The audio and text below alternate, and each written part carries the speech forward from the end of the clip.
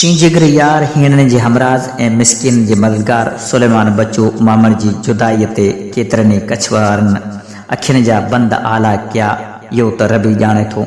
सुलेमान बच्चो मामण जेको मिस्किननि जे लाइ मददगार ऐं हीणनि जे लाइ हमराज़ हुयो, तीअं ज़िंदगी जी कारिन रातिनि में हीणनि लाइ चोॾीं जो चंड थी चमकियो, जंहिंजी रोशनीअ सां कच्छ जी सरज़मीन ते ख़ुशियुनि जूं चांडोकियूं चमकंदियूं हुयूं।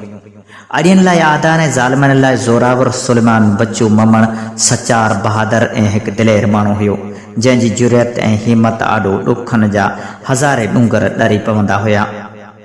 ॿियनि काण जीअण हीणनि सां हमदर्दी ऐं बहादुरी संदसि ख़ानदानी विरासत हुई।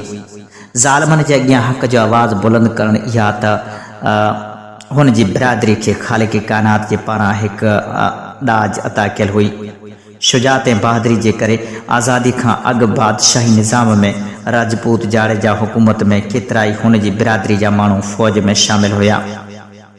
जुरी वञनि पर झुकी न ॼाणनि, कुसी वञनि पर कसी न ॼाणनि, अहिड़ा इंसान जॾहिं हिन धरतीअ तां हलिया वेंदा आहिनि त उन्हनि जो ख़ाल जल्द नाहे भरबो।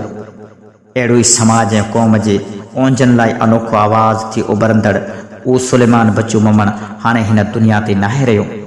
हाणे रहंदो त सिर्फ़ु ॾुखनि जो सफ़र ऐं यादगिरियूं जंहिंसां रूह खे रिजाए त सघिबो, पर हू पाण सभिनी ॿाहिरनि दोस्तनि यारनि ऐं सभिनी कच्छ वासियुनि जूं मुर्कूं मेरियूं करे हितां खां उन जहान खे हले वियो जितां खां को बि वापसि न आहे अचिणो।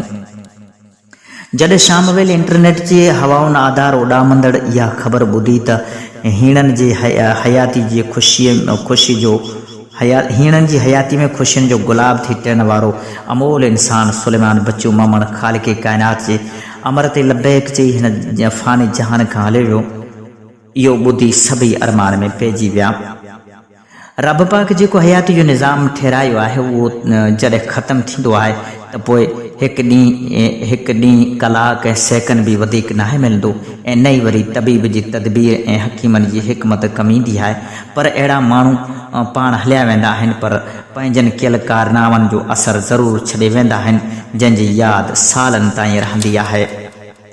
19 डिसंबर 2022 जो सुबुह वेल जॾहिं मदरसा जामिया मोहम्मदिया सल्फिया में संदसि जनाज़ो रखियो वियो त सभई माण्हू गॾु थी विया हुआ। जमात अहलीदीस गुजरात जे सूबाई अमीर जनाब मौलाना शोएब मेमण साहब पंहिंजी अखियुनि खां लुड़का हारींदे संदसि कयल कारनामनि खे सारींदे खिराज अक़ीदत पेश कई। मारूफ़ सियासी समाजी अॻुवान जनाब हाजी जुमा राहुआ साहब ॻणतीअ जो इज़हार कंदे चयो त सुलेमान बच्चू जे ओचितो अलविदा करण सां असां हिकु जिगरी दोस्त ऐं ॾुखियुनि जे हमदर्द खां महरूम रही विया आहियूं। हुन वधीक चयो त सुलेमान मुंहिंजो जिगरी दोस्त हुयो, जहिड़े फ़साद में परचाउ लाइ पाण हर वक़्तु अॻभरो रही बिरादरीअ खे जोड़ण जो कमु कयई। अॼु जे दौर में मुल्क ऐं क़ौम में अहिड़ा माण्हू तमामु थोरा हूंदा आहिनि। मर्द पुछनि मर्दनि खां त मर्दनि कहिड़ा पार, मर्द पुछनि मर्दनि खां त मर्दनि कहिड़ा पार, जिनी मथे बार तब ॿाहूं ॾीन ॿुॾनि खे। दुआ आहे त रब्बुल आलमीन खेसि जन्नतुल फिरदौस नसीब फरमाए।